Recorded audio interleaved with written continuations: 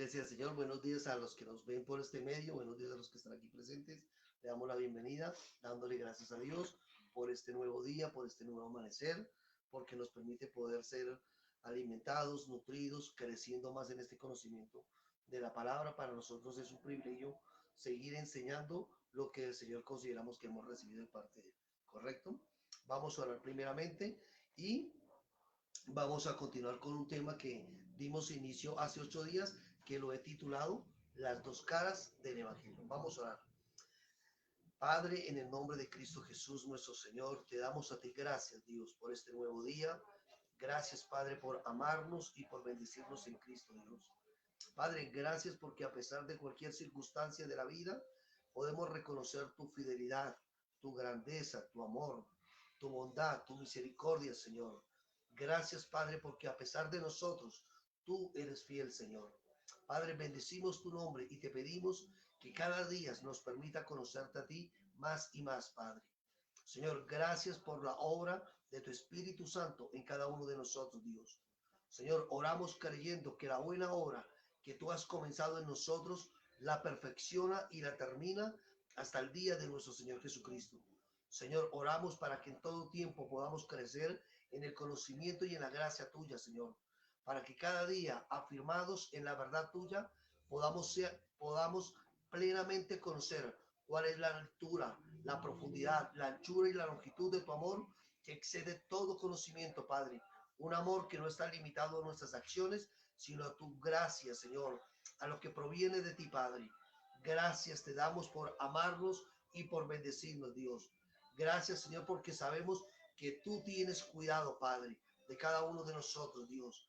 Aún, Señor, en medio de cada situación, por difícil y compleja que sea, tú tienes el control, Padre. A ti abogamos, Señor, como el único Dios, la fuente de nuestra vida, Señor, creyendo que tú eres poderoso para hacer todas las cosas mucho más abundantemente de lo que pedimos o entendemos, según el poder que actúa en nosotros, Dios. Oramos, Señor, que donde quiera que llegue este mensaje, las personas puedan conocerte a ti, Padre, puedan ser renovadas en su pensamiento, en su manera de pensar, Padre, que pueda haber en ellas una nueva vida, Señor, una nueva naturaleza, para que puedan vivir como es digno de hijos tuyos, Dios, agradándote en todo y llevando fruto en toda buena obra. Padre, gracias te damos a ti en Cristo Jesús nuestro Señor. Bendecimos tu nombre, Señor. Bendecimos esta palabra, Señor, y creemos, Señor, que en todo tiempo podemos crecer en ti, Padre. Gracias te damos a ti en Cristo Jesús nuestro Señor. Amén y amén. Bueno, hace 8 días comencé una enseñanza que titulé Las dos caras del Evangelio y quiero de pronto, yo siempre que tengo un tema, por decirlo así, o una serie de temas, hay un objetivo, hay un propósito para hablar de ello. ¿Y cuál es el propósito que tengo en este momento? Yo creo que nosotros hemos sido expuestos por muchos años a escuchar el Evangelio, pero tristemente se ha visto una malformación o una mala enseñanza de lo que es el Evangelio. Para muchos hablamos hace 8 días, para muchos el Evangelio tiene que ver con que Dios está para nuestro servicio, que Dios está para suplir todas nuestras necesidades, que Dios está para atender todos nuestros problemas. En pocas palabras, un Dios milagrero o milagroso, un Dios que si tenemos problemas familiares, Dios está allí para darnos una respuesta, que si tenemos problemas financieros, Dios está allí para suplirnos esa necesidad, o que si tenemos cualquier clase de problema, Dios está allí para darnos respuesta. Y aunque sabemos nosotros que Dios es la respuesta para cada una de nuestras situaciones o momentos difíciles de la vida, la razón principal por la cual Dios existe no somos nosotros, ¿sí? Esto es algo que necesitamos entender. Hace 8 días estuvimos hablando de este tema, de lo que prácticamente falsos conceptos de lo que es el Evangelio de Cristo. Hay gente que asimila que está en el Evangelio correcto porque su vida económicamente está siendo prosperada. Porque si tenía una enfermedad, obtuvo un milagro, entonces está en el Evangelio correcto. Pero recordemos esto, los milagros, la prosperidad física o aún a veces la aparente calidad de vida familiar no garantiza que uno está viviendo un evangelio correcto, ¿sí?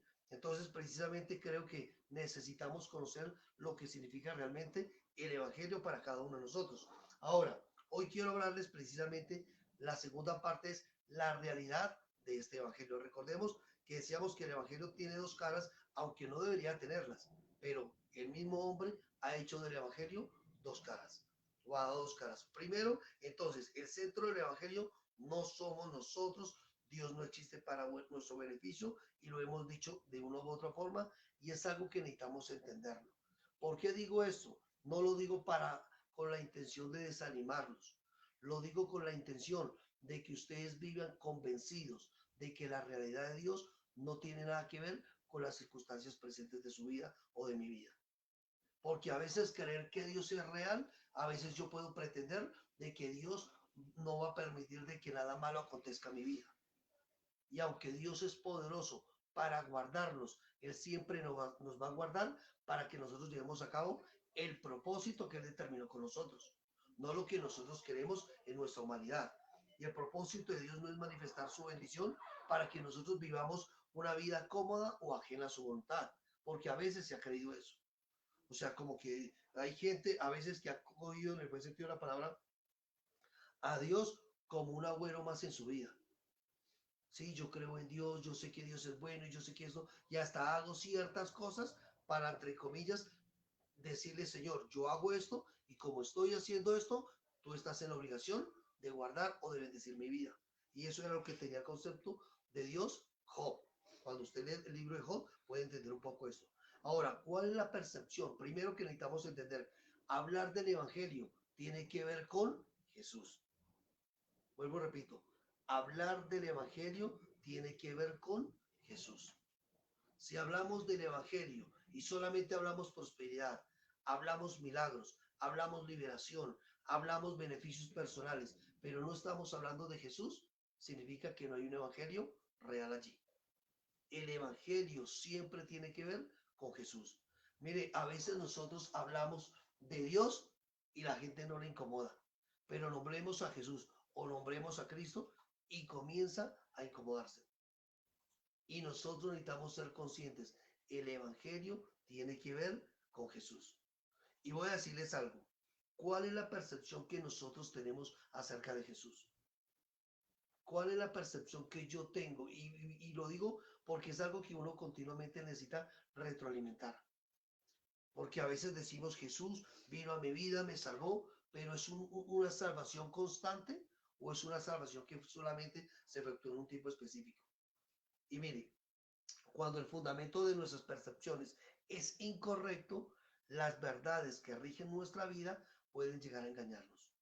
Vuelvo y repito, cuando el fundamento de nuestras percepciones es incorrecto, las verdades que rigen nuestra vida pueden llegar a engañarnos. En pocas palabras, muchas veces nosotros pretendemos defender una verdad con algo que nosotros creemos que es correcto, pero a veces esta verdad nos está engañando en cuanto a nuestra vida de fe. Y quiero que miremos tres ejemplos.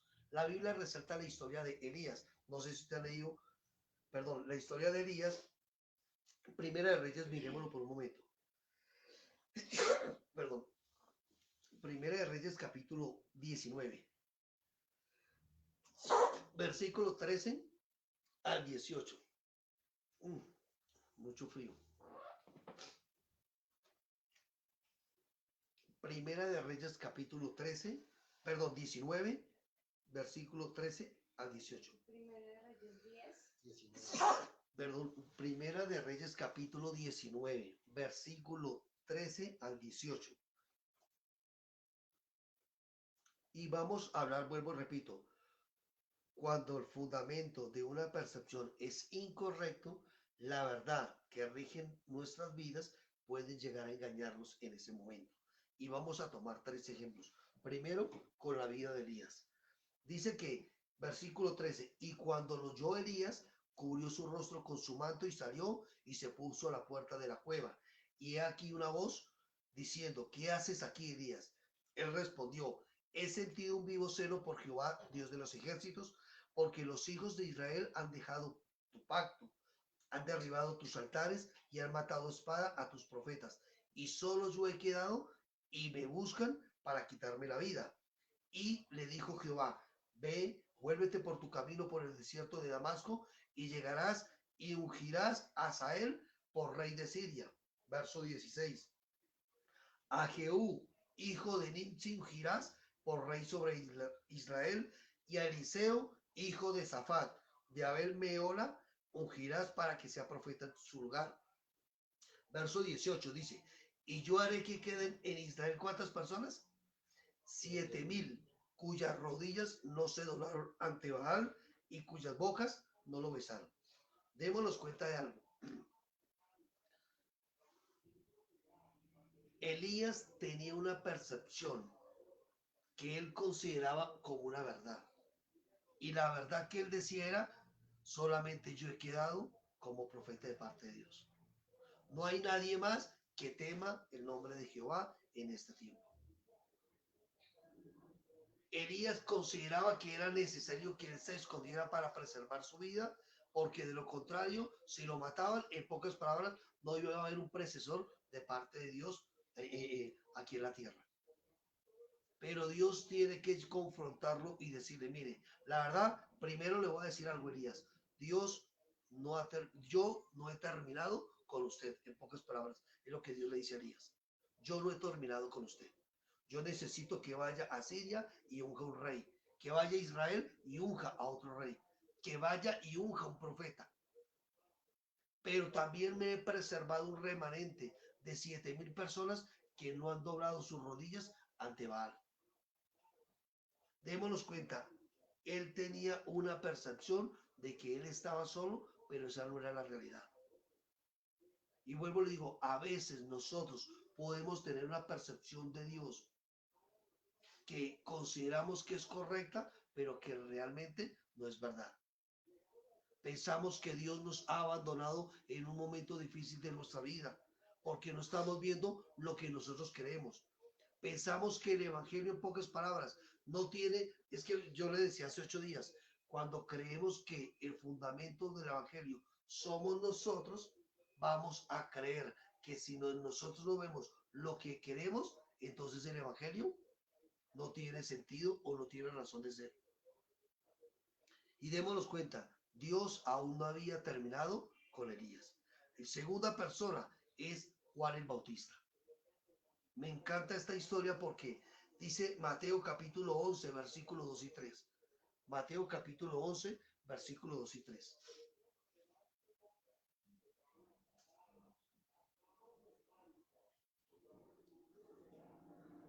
Cuando Juan el Bautista fue a bautizar a Jesús en el Jordán, dice que vio a Jesús y ¿sabe qué fue lo que dijo de Jesús? He aquí el Cordero de Dios que quita el pecado del mundo. Esa fue la percepción que él tuvo con respecto a Jesús cuando lo vio.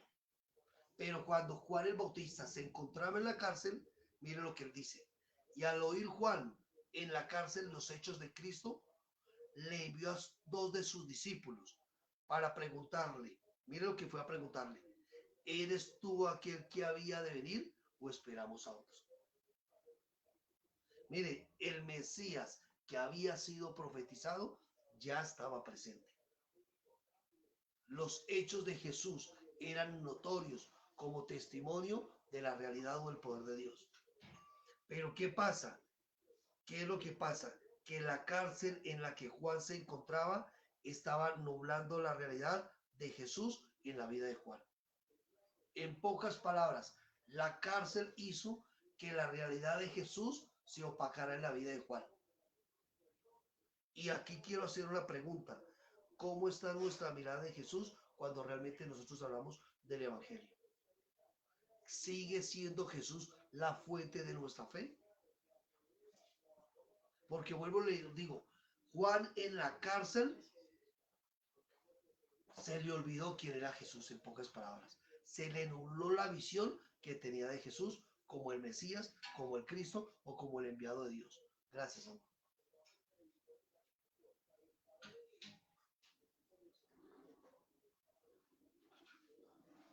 Qué rico. Sí, estoy siendo claro en lo que estoy diciendo. Sí, claro, porque él al principio cuando lo vio en el río dijo, he aquí el Cordero de Dios que quita el pecado del mundo, lo dijo con tanta seguridad. Es correcto. Pero después que estaba en la cárcel, de pronto en medio de la tribulación, dudó y necesitó confirmar si realmente era él o era otro el que tenía que decir. Démonos cuenta que muchas veces una situación difícil le puede llegar a generar duda en cuanto a una verdad. ¿Sí? Y eso fue lo que pasó con Juan el Bautista. Y por eso pregunto yo, ¿sigue siendo la fuente de nuestra fe Jesús? ¿O quién es la fuente de nuestra fe? Mire, yo he conocido gente, hijos de Dios, que cuando conocieron del Señor, ciegamente en el buen sentido de la palabra, creyeron en que Dios era todopoderoso para hacer todas las cosas en Él. Pero en el transitar de la vida consideran que el hombre necesita hacer algo para que Dios obre por medio de él. ¿Sí? Las circunstancias nos llevan a desviar nuestra mirada en aquel que realmente es el autor y consumador de nuestra fe. Y esto continuamente nosotros necesitamos estar evaluando. Miren, no permitamos que nada nuble la realidad de Cristo en nosotros. El hecho de que yo esté atravesando una situación difícil no me da el derecho, en el buen sentido de la palabra, de negar la realidad de Dios en mi vida, o la veracidad del poder de Dios. Porque posiblemente lo que yo esté pasando, si el Señor lo está permitiendo, es porque algo yo necesito estar aprendiendo. Y no necesariamente estoy hablando de cosas malas o catástrofes o enfermedades como tal. Pero hay situaciones difíciles que nos pueden nublar a nosotros la visión con respecto a quien es Cristo realmente para nosotros. Juan el Bautista lo ve y sabía quién era. Eso yo creo que le pasó a Pedro cuando Jesús le dice, ¿quién crees que soy? Y Pedro le dice, tú eres el Hijo de Dios. O sea, y Jesús le dice, mire, esto no se lo reveló carne ni sangre. Pero luego al ratico en el mismo capítulo, Jesús está hablando de que tiene que ir y morir en la cruz y se acerca a Pedro y le dice, venga Jesús, está bien que tú eres el Mesías, está bien que tú eres el Hijo de Dios, pero tampoco hermano vaya a ir a la cruz, que tampoco es necesario. Quiero que le dice Jesús, apártate de mí, Satanás. Démonos cuenta. O sea, en un momento, cuando las cosas aparentemente están bien, creemos en la realidad de Jesús. Pero cuando las cosas no van como nosotros esperamos, la visión de Jesús tiende a nublarse en la vida de nosotros. Y yo siempre digo, mi vida de fe no está basada en las circunstancias externas. Yo sé lo que es padecer a veces situaciones difíciles de salud, que nadie se goza ni debe alegrarse en los momentos de dificultad. Ni darle, Señor, gracias porque me envía esta enfermedad. No estoy hablando de eso. Pero estoy hablando de que a pesar de que nosotros no entendamos lo que está aconteciendo en nuestra vida, la visión o la percepción que yo tengo de Jesús debe permanecer clara en mi vida. Y vámonos a tomar otro ejemplo. Y espero que no me traten como hereje. Un tercer ejemplo. Jesús. Mire, Jesús, Mateo capítulo 15, verso 34.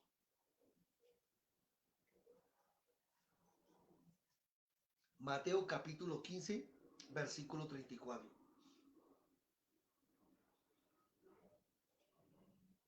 Dice, y a la hora novena Jesús clamó a gran voz diciendo, Eloí, Eloí, lama sabactani, que traducido es que, Dios mío, Dios mío, ¿por qué me has desamparado? Pero Mateo 15, ¿qué? 34. Sí, 34. Ahí está bien, mi amor. Mateo 15, 34. ¿Sí ve? Mateo 15, 30. Marcos, perdóname. Perdónenme en la vida. Perdónenme en la vida. Bueno, es que yo quiero estar seguro de que ustedes sí están leyendo. Marcos capítulo 15, Marcos capítulo 15, versículo 34. Dice, y a la hora novena Jesús clamó a gran voz diciendo, Eloí, Eloí, lama sabactani, que traducido es, Dios mío, ¿por qué me has desamparado? Mire, voy a decirles algo. Las emociones crean ciertas convicciones que nos pueden llevar a creer mentiras como si fueran una verdad. Las emociones crean ciertas convicciones que nos pueden llevar a creer mentiras como si fueran una verdad. Voy a decirles algo. El Padre no abandonó a su Hijo. Fue la percepción que Jesús tuvo en la cruz por ese momento, por una circunstancia. Pero el Padre no abandonó a su Hijo. Eso es una percepción, es como si usted dice, yo soy hijo de Dios, pero cuando estoy pasando por situaciones difíciles, Dios a mí me abandona como lo hizo con su Hijo. Yo no creo que un padre pueda abandonar a su hijo en medio de una situación como esta. Aún en medio del dolor, la realidad del Padre es como dicen, es notoria para nosotros. Entonces, las emociones pueden crear ciertas convicciones que nos pueden llevar a crear mentiras como si fueran verdad, o también nos pueden llevar a lugares en donde Dios quiere que nosotros no estemos, como pasó con Elías. Elías fue a una cueva, pero no porque Dios lo quería tener en una cueva. Muchas veces las situaciones complejas de la vida nos llevan a nosotros a estar en un lugar donde Dios no quiere que estemos. Pero ¿qué pasa con Dios? Que Dios no desaprovecha ninguna situación difícil de nosotros. Ninguna circunstancia, por difícil que sea, Dios la desaprovecha. Hay personas que han tomado decisiones incorrectas por causa de una circunstancia. Y les voy a decir algo, no es que Dios lo haya llevado allá. Cuando la Biblia dice, he aquí, yo le traeré al desierto y allí hablaré a su corazón, es cuando Dios decide llevarlo, no cuando el hombre decide ir de manera voluntaria. Pero mire, aún en medio de cualquier circunstancia donde nosotros nos encontremos, aún en la percepción que nosotros tengamos con respecto a Dios, voy a decirles algo, Dios jamás a nosotros nos va a abandonar. Puede que no estemos viendo con claridad lo que nosotros queremos, pero cuando hablamos del Evangelio, yo necesito tener clara la imagen de Jesús en mi vida. Es una realidad, no para salvación solamente, sino es una realidad constante en mi diario vivir. Yo necesito tener conciencia precisamente en esto. ¿Qué tan firmes son mis convicciones en Jesús? ¿Qué tan firmes son esas convicciones? En medio del dolor nos vemos tentados a pensar mal de Dios. ¿Dónde está Dios? Definitivamente.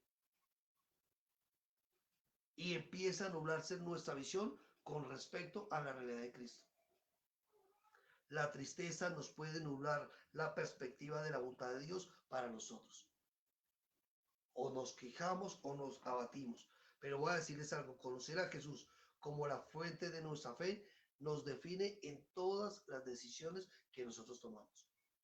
Vuelvo, repito, yo no creí en Cristo solamente para pasar de muerte a vida, sino yo creí en Cristo y creo en Cristo como una realidad constante en mi vida de fe. Decía el apóstol Pablo, soy lo que soy por la gracia de Dios. Y su gracia no ha sido en vano para conmigo. La gracia de Dios lo hemos hablado y lo hemos enseñado. La gracia de Dios no es algo. La gracia de Dios es alguien llamado Cristo. Esa gracia es constante para cada uno de nosotros. Entonces, entender la realidad del Evangelio, vuelvo, repito, no tiene que ver con que el Evangelio es un mensaje que yo debo escuchar para estar salvo. El Evangelio es un mensaje y es una vida que yo necesito vivir y disfrutar todo tiempo. Por eso para mí debe ser importante qué tan real es Jesús en mi vida. Porque el Evangelio sin Jesús no hay Evangelio. ¿Correcto? Muchos hablan de una vida de fe nombrando a Jesús, pero hacen más énfasis en sus propias obras.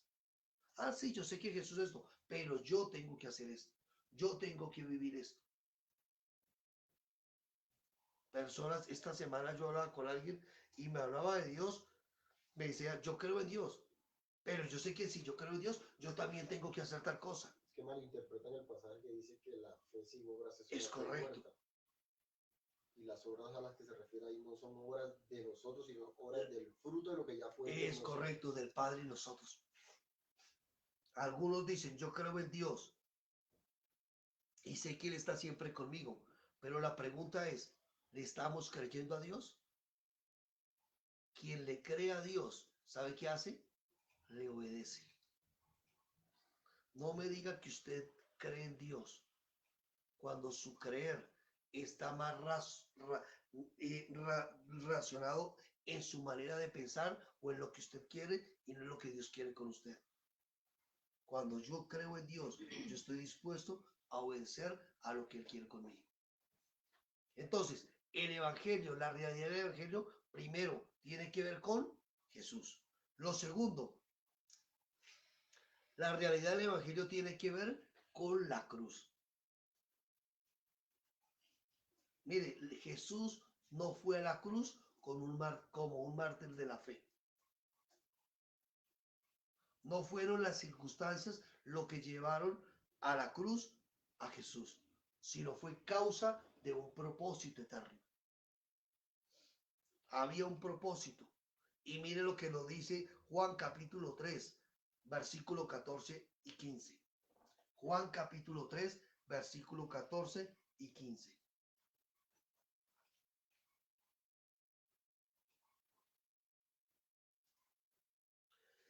Y como Moisés, dice, y como Moisés levantó la serpiente en el desierto, ¿qué dice? Así es necesario. Mire, así es necesario, no es opcional. Así es necesario que el Hijo del Hombre sea levantado, para que todo aquel que cree, que en él cree no se pierda, mas tenga vida eterna. Mire, como la serpiente fue levantada en el desierto, y eso lo vemos en el libro de Números, cuál fue la razón por la que se levantó una serpiente en el desierto. Dice, así es necesario que el Hijo del Hombre sea levantado. Mire, voy a decir una cosa. El Evangelio, sin la realidad de la cruz, no es Evangelio tampoco. Jesús tenía que nacer, pero también Jesús tenía que morir. Y voy a decirles algo, la muerte de Cristo lo que hizo fue que nosotros pudiésemos ser reconciliados con el Padre. Pero para muchos la palabra de la cruz es considerada una locura. Y voy a decirle varias razones. Es loco creer que un sacrificio así fuera necesario para reconciliarnos con el Padre. En nuestra mente natural no cabe que para que Dios reconciliara al hombre con él, tuviese que enviar a su hijo para morir en una cruz. Podríamos decir, ¿por qué no cogía al hombre y se le metía en todos los seres humanos y lo reconciliaba? Mira, era necesaria la cruz. Es loco pensar que un padre amoroso pudiera dar su hijo a morir en una cruz. Hasta el día de hoy personas dicen, pero yo no entiendo si Dios amó a su hijo, ¿por qué permitió que sufriera o padeciera tanto? Es loco creer que quien tiene el poder, pónganles cuidado, es loco creer que quien tiene el poder, todo el poder, permitiera al hombre atentar contra su propia vida. Mire, Jesús lo dijo. Mire, le dijo a Poncio, mire, usted a mí no me quita la vida, yo mismo la doy. Es más, tengo el poder para volverla a tomar. Y si es necesario, yo puedo enviar que mi padre me envíe legiones de ángeles para que, si es necesario, me salven de morir en una cruz. O sea, Jesús tenía todo el poder para ni siquiera pasar por una cruz. Pero era necesario pasar por una cruz. Y eso es loco pensar eso. Es loco pensar que quien dio su vida en la cruz lo haya hecho por nosotros. Miren, nosotros, el apóstol Pablo dijo algo, yo soy el menos digno de conmiseración. Una persona que en el buen sentido de la palabra, posiblemente no sé usted, pero en mi caso, yo no estaba buscando a Dios, porque yo creía que mi vivir era correcto. Pero cuando Dios viene a mi vida y me muestra la realidad de lo que yo soy, definitivamente entiendo, yo necesito conocer a Dios. Necesito vivir para Dios. Y es loco pensar que un Dios decida darse, como dicen, a su hijo a morir en una cruz para reconciliarnos con él. Es loco pensar que quien decide seguirle lo debe hacer desde una perspectiva de la cruz. ¿Y sabe cuál es? Un morir constante. El propósito de Dios continuamente con nosotros como sus hijos es que quien le conozca debe experimentar un morir constante. Lucas 9:23, Jesús lo dijo. Lucas capítulo 9, versículo 23. Dice, y decía a algunos, ¿sí? Dice así. Y decía a todos. A todos. Y decía a todos, si alguno quiere venir en pos de mí, ¿qué cosa?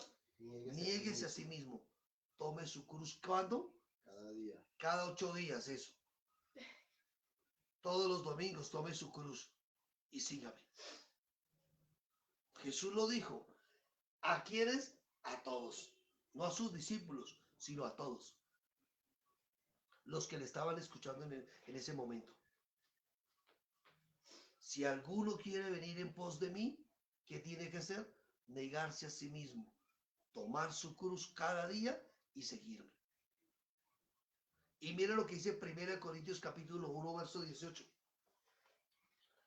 1 Corintios capítulo 1, verso 18.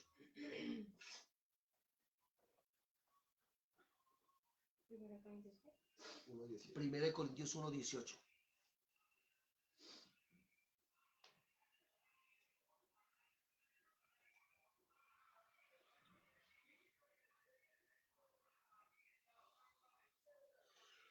Porque la palabra de la cruz, ¿qué cosa? Es locura para quienes. A los que se pierden. Para los que se pierden. Pero a los que se salvan, esto es a nosotros, ¿es qué cosa? Poder de Dios. Mire, para nosotros la cruz es poder de Dios. Y cuando hablamos de la cruz, no hablamos como un símbolo que nos protege de algo. Ojo con esas. La palabra de la cruz es locura para los que se pierden. Pero para nosotros, los que nos salvamos, es poder de Dios. Y vuelvo y repito, la cruz no hablo como un símbolo, porque hay personas que tienen más un agüero a un símbolo, a un objeto, que al mismo Cristo y a la realidad de lo que sucedió en la cruz. La cruz era necesaria por la que tenía que pasar Cristo. Porque la cruz representaba ¿qué cosa? Una muerte. Y yo lo he dicho muchas veces, el propósito de Dios no es usar al hombre de acuerdo a una naturaleza caída, sino de acuerdo a una nueva naturaleza. Y para esto es necesario que haya un morir de la antigua vida, de la antigua naturaleza. Mire, quien carga una cruz creyendo que esta cruz le va a favorecer o le va a guardar o le va a traer bendición o protección, entonces pensemos por un momento, ¿qué pasaría si en aquel entonces, porque en aquel entonces Roma, uno de los digamos así, los, ¿cómo le llamamos a esto? Donde eran más torturadas las personas, ¿sí? Los lugares donde eran más torturados eran en la cruz. Donde podían padecer o agonizar de una forma más fuerte era en la cruz. Había muchas formas de castigar. Pero pensemos por un momento, ¿Qué pasaría si entonces en aquel entonces fuera la silla eléctrica? ¿Quiere decir que hoy día deberíamos cargar nosotros una silla aquí, colgada, como símbolo de protección? ¿Se ve? O sea, ese concepto de que es esa cruz. No, era necesario la crucifixión, porque allí tenía que morir, porque si hay muerte, puede volver a haber vida. Mire lo que dice 1 Corintios 2:14, un capítulo más adelante. 1 Corintios 2:14.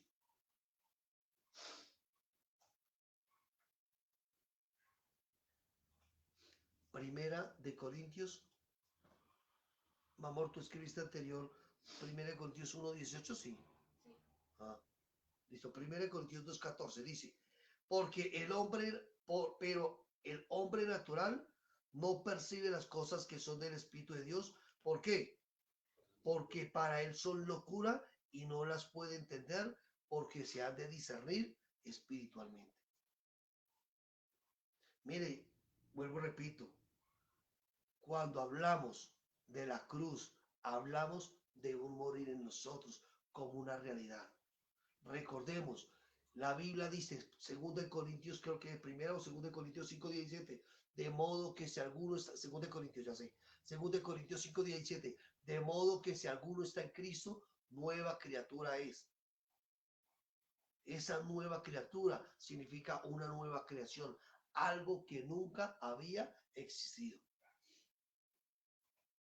Pero esto es una realidad cuando nosotros hemos entendido lo que significa la cruz. Por eso, mire, vuelvo y digo, dejemos de creer que el Evangelio tiene que ver con una comodidad o calidad de vida para nosotros. El Evangelio muchas veces, yo digo una cosa, gracias a Dios, nosotros aquí en Sudamérica no tenemos persecuciones tan fuertes como en otros lugares, donde por causa de la fe son decapitados realmente, son quemados vivos. A veces nosotros renegamos de la fe porque nos sacan del trabajo. Renegamos de la fe porque posiblemente, como dicen, estoy pasando un quebranto de salud que no entiendo, pero que no me está afectando completamente mi vida. La cruz es necesaria en cada uno de nosotros. ¿Por qué? Porque como dijo el apóstol Pablo, dice, con Cristo estoy juntamente crucificado y ya no vivo yo, sino que vive Cristo en mí. Eso me tiene que llevar a entender, cuando yo vivo para Dios, definitivamente vivir para Dios, ¿sabe qué significa? Morir. Morir para mí mismo. Hay gente que considera que ser hijo de Dios es disfrutar de una buena calidad de vida aquí en la tierra y solamente perdónenme, voy a decir esto, son como aquellos jugadores que viven una vida de fama, y no estoy en contra de que tengan esto, pero viven una vida de fama. Sus 24 horas, en el buen sentido de la palabra, la viven para ellos. Pero cuando aparentemente tienen una victoria, levantan una camiseta donde dice Jesús, el rey de mi vida. Solamente lo muestran para algo lo más específico. Y eso no realmente, eso no significa dar gloria a Dios. Necesitamos entender, la cruz es necesaria, ser conocida, ser experimentada en cada hijo de Dios. ¿Sabe por qué? Porque la cruz a usted y a mí nos está enseñando algo, que cada día de nosotros debe haber menos y cada vez de Cristo debe haber más. Y lo tercero, el evangelio verdadero tiene que ver con la resurrección. Mire, la realidad de la resurrección afirmó tres cosas en nosotros, o para nosotros. La realidad del evangelio tiene que ver con qué cosa, con la resurrección. Mire, la realidad de la resurrección afirmó primero la realidad del poder de Dios para vencer la muerte. Lo segundo, la veracidad de las escrituras. Y lo tercero, las palabras de Jesús. Mateo capítulo 12, verso 40. Mateo 12, verso 40.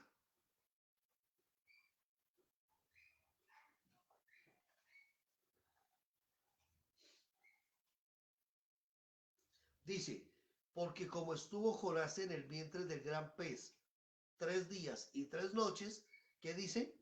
Así estará el Hijo del Hombre en el corazón de la tierra, 3 días y 3 noches. Jesús dijo algo, las escrituras afirmaron algo, pero el poder de Dios, evidenció a través de la resurrección la realidad de él. La resurrección rompió con todo el ciclo que traía este sistema en cuanto al gobierno de la muerte en la vida del ser humano. Mire, la Biblia no tiene como propósito mostrarnos a nosotros la realidad de Dios. La Biblia da por hecho su existencia y el poder de Dios. Cuando la Biblia habla de milagros, no lo está pretendiendo mostrarnos que Dios es milagroso, sino que es real los milagros de Dios en la vida de cada persona.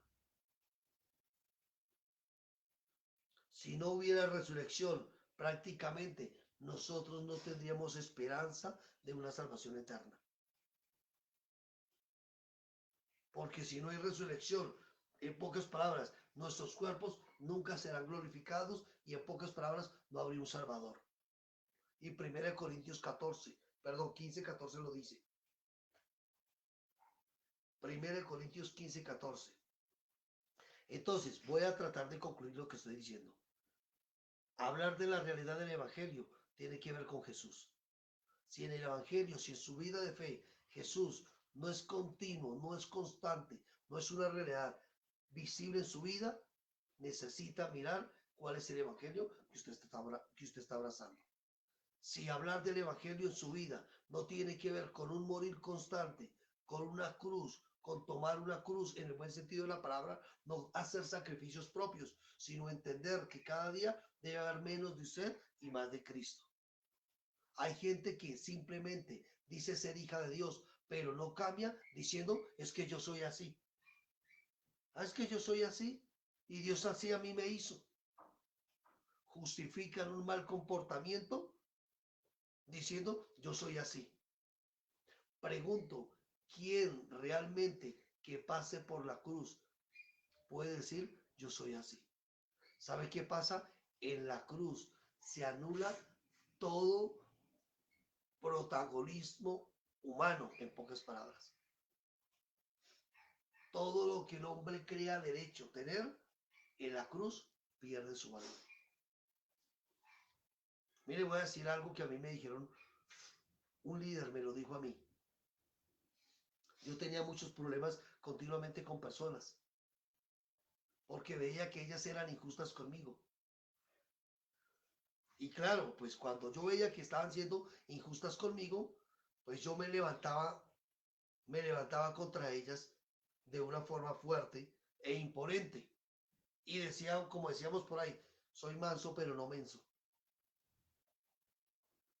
Y yo me acuerdo que yo reclamaba mis derechos, porque decía, es que yo tengo que reclamar mis derechos. Y yo le dije a este líder, le dije, mire, lo que pasa es que yo no estoy de acuerdo que otra persona me trata a mí como se le la gana y que me pisotee. Y como dicen, yo también tengo derechos y yo tengo que reclamar mis derechos. ¿Y sabe qué me dijo esta persona? Cuando usted conoció a Dios, sus derechos se pierden. Comienzan a tener valor los derechos o el valor de Dios en su vida. Para mí fue duro escuchar eso, porque nosotros pretendemos siempre reclamar lo que consideramos que es un derecho para nosotros. Pregunto, en la cruz perdió prácticamente todo lo que nosotros creemos ser derecho y en la cruz se pierde. Porque es allí donde se pasa de muerte a vida. Y vamos a hablar de la resurrección. 1 Corintios capítulo 15, verso 14. Estamos diciendo lo siguiente, precisamente, que si no hubiera resurrección, prácticamente no tendríamos esperanza en una salvación eterna, no tendría sentido esperar que un cuerpo sea glorificado. 1 Corintios 15:14 dice, y si Cristo no resucitó, ¿qué dice? Vana es entonces nuestra predicación, vana es también vuestra fe. Voy a decirles algo. Si la resurrección no hubiera sido real, mire, hay muchos estudios con respecto a la resurrección. Muchas personas se opusieron a la realidad de la resurrección. Es más, en los tiempos de Jesús, dice que los judíos, los fariseos, consiguieron hombres para que dijeran que eso era una mentira. Porque si decían que si Cristo había resucitado, en pocas palabras, lo que él había dicho era una verdad. Y una verdad que atentaba contra todo el sistema religioso, contra todo sistema natural, porque resucitar tiene que ver con vencer la muerte. Jesús dijo en Juan 11:25, yo soy la resurrección y la vida. El que cree en mí, aunque esté muerto, vivirá. Juan 11:25. La resurrección es una realidad. Fue una realidad en Cristo y es una realidad para nosotros como hijos de Dios. Y mira lo que dice 1 Corintios capítulo 15, versículo 20. 1 Corintios capítulo 15, versículo 20 al 22.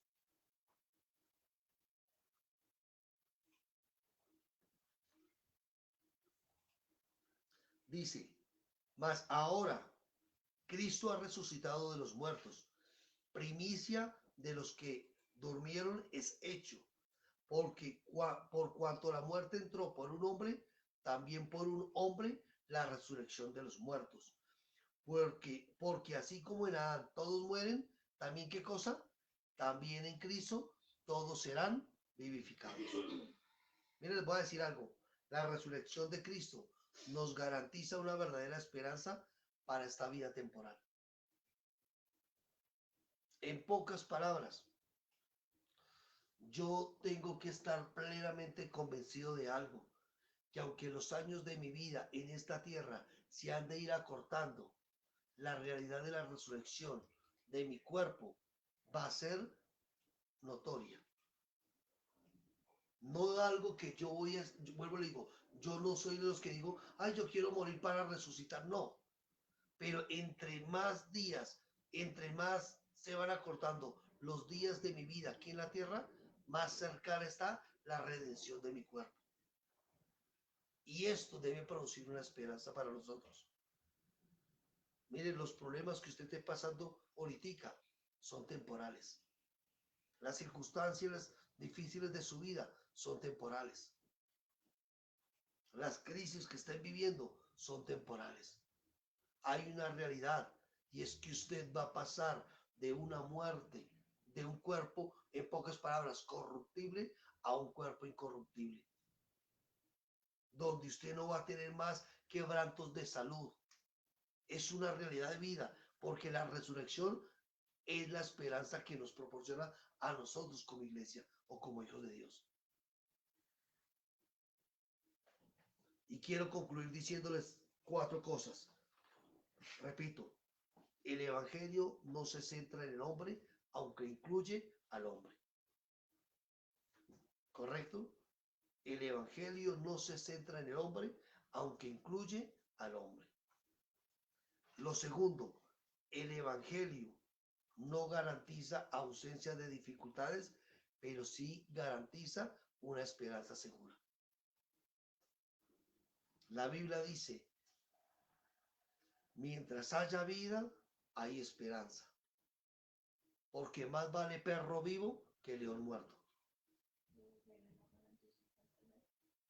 El evangelio no garantiza ausencia de dificultades, pero sí garantiza una esperanza segura.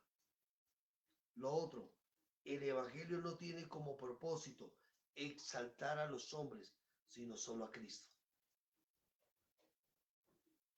Hoy día queremos ser nosotros el centro del Evangelio. El centro del Evangelio es y será Cristo, no más. Y lo otro, el Evangelio no es un mensaje que se escucha para ser salvo, sino una vida que se vive para ser salvo, porque es salvo, perdón. No es algo que yo escucho para ser salvo, sino es una vida que vivo porque soy salvo. Esta es la realidad del Evangelio.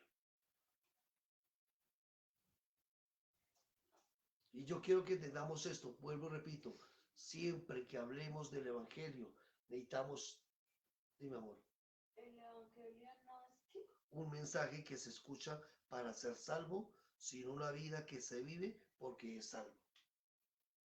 pero en principio sí es un mensaje para que podamos Sí, llegar mi a la amor, salvación. por eso, pero es que hablo, me refiero que no es un mensaje que se escucha solamente para ser salvo y ya. Ay, ¿Se es ve? otra cosa. Pero lo estoy diciendo. No, porque tú no lo entendí así. Ah, bueno. Entonces, espero lo hayan entendido ustedes. ¿Sí? Sí, porque a veces que, no es que usted necesita escuchar el Evangelio para ser salvo. Pare contar, hasta ahí. El Evangelio es algo que yo necesito estarlo escuchando Lo que continuamente. pasa es que, digamos, si nosotros nos vamos a lo que dice la palabra habla de que el Evangelio es para salvación, pero entonces toca saber, eh, eh, saber entender qué significa la salvación. La palabra salvación viene de la palabra griega que significa sos, que es salvación del alma, salvación del cuerpo y salvación del espíritu. ¿Sí? Entonces, la salvación es algo constante que Dios está haciendo en cada uno de nosotros. Nuestro espíritu pasó de muerte a vida, allí obtuvo salvación. Nuestra alma está siendo salva o está siendo regenerada.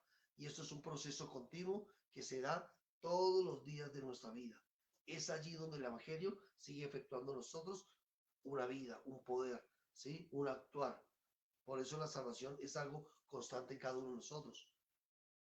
Y obviamente cuando hablamos de nuestros cuerpos, pues nosotros podemos experimentar salvación de nuestros cuerpos, puede ser de una enfermedad, ¿sí? Obteniendo un milagro, pero va a haber una salvación completa cuando nuestros cuerpos sean completamente redimidos, ¿sí? O absorbidos, en pocas palabras, por la resurrección como tal. ¿Mm? Como tal, la salvación no es el fin, sino es la puerta Es que correcto. tenemos para poder disfrutar de la salvación que tenemos, de la salvación diaria, del gobierno de Cristo en cada área de nuestras Miren, es que vidas. hay gente que voy a decirlo que así. Hay gente que se conforma, y es más, yo no sé, yo creo que en esto hay que ser cuidadoso. Hay gente que se conforma solamente con ser salva en su espíritu, aunque su alma siga siendo la misma. Pero yo creo que yo leía algo, recuerdo algo que yo, no recuerdo, miré una imagen ayer si te acuerdas, amor, la imagen que yo, pero no la puedo sacar de mi celular. Pero de qué, dime. Precisamente, esta imagen decía algo que no hay nada más triste que uno haber conocido o haber entendido que podía haber disfrutado de los privilegios de Dios, pero no haberlo hecho por sentarse más en nosotros mismos. ¿Sí? Las cosas de este sistema. Sí, o sea, Dios preparó cosas mejores para nosotros, pero las vamos a ver o las vamos, cuando nosotros partamos de este mundo, vamos a decir, miren lo que Dios preparó para nosotros, pero nunca las disfrutamos porque nosotros prácticamente vivimos más centrados en nosotros. Entonces, bueno, termino aquí. Voy a hablarles, perdón, voy a hablarles dentro de 8 días cuáles son los beneficios de este evangelio, ¿sí? Y una de las cosas que yo quiero hacer con respecto a este tema del evangelio es que hay una mezcla del evangelio entre lo que llamamos ley y lo que llamamos gracia. Hay muchas congregaciones que predican de gracia, pero todavía viven bajo la ley. Y no han entendido realmente que esto, en lugar de traer libertad, muchas veces lo que hace es producir esclavitud. Y yo digo, uno tiene que predicar la palabra con total libertad, sin tener temor a lo que los demás piensen o hagan, porque nuestra responsabilidad no es controlar las acciones de los demás. Nuestra responsabilidad como ministros es enseñar lo que corresponde al verdadero evangelio. Lo que hagan los demás es responsabilidad de ellos. Porque por eso muchas congregaciones hablan de ley. Porque considerando que si enseñan lo que es la gracia en plenitud, la gente puede hacer lo que se le dé la gana en pocas palabras. ¿Correcto?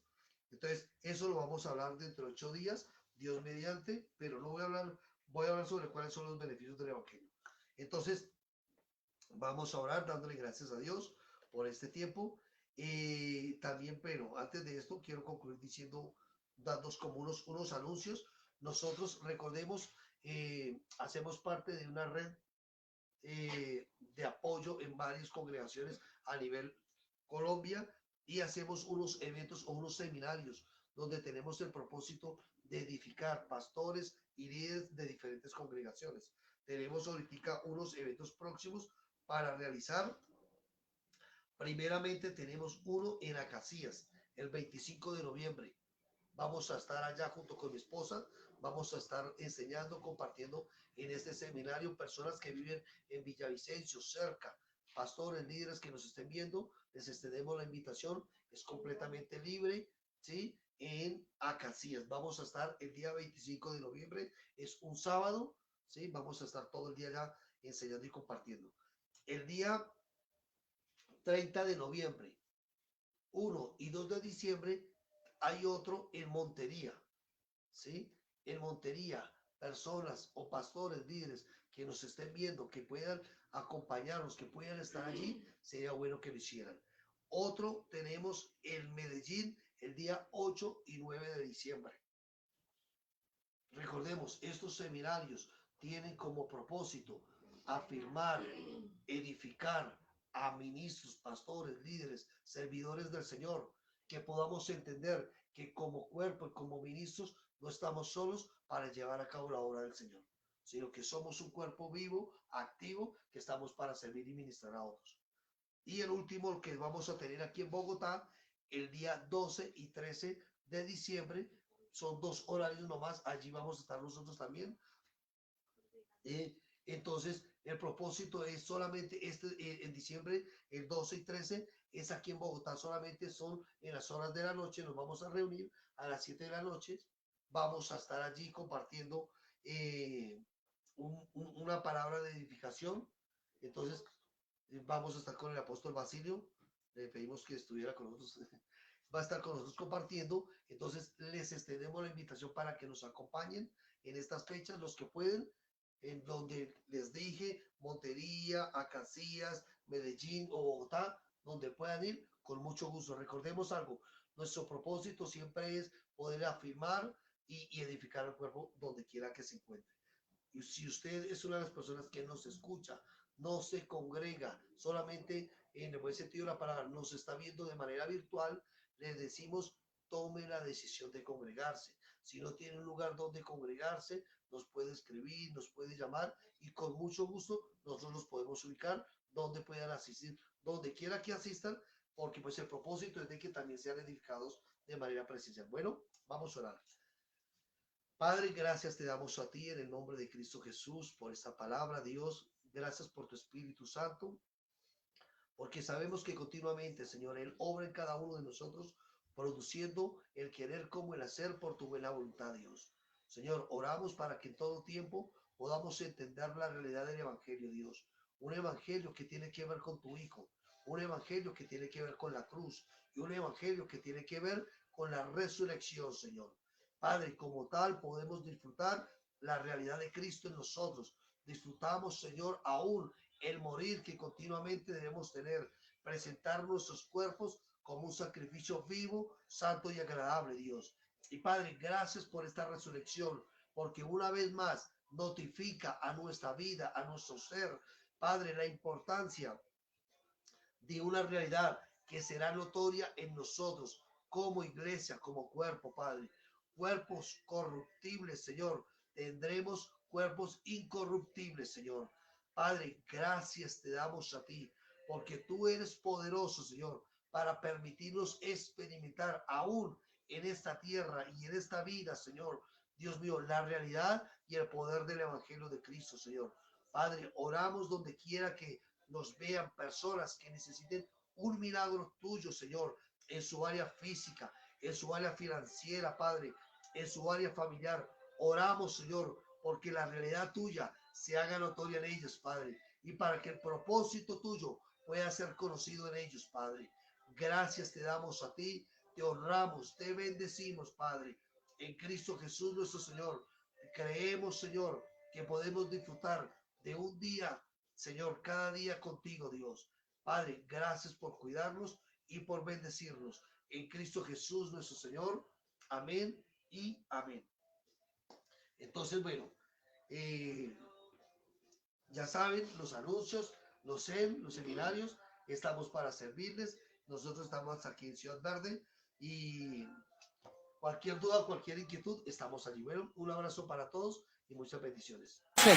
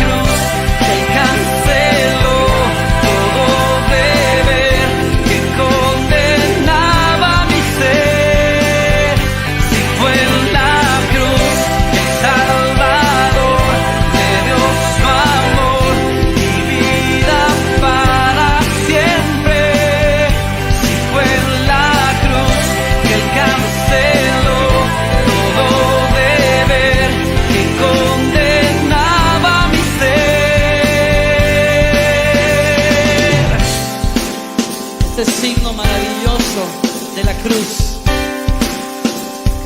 preciosa cruz.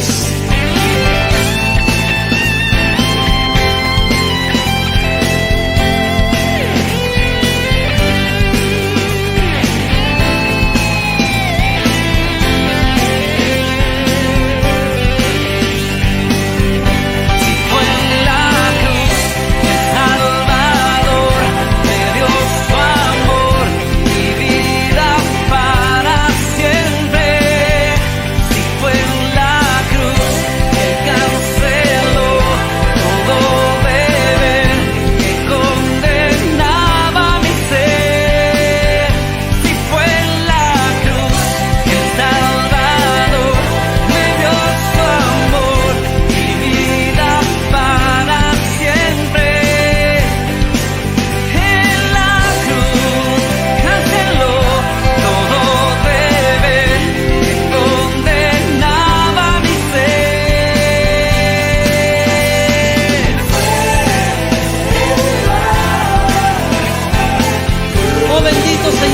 Gracias por ese sacrificio de la cruz, Señor.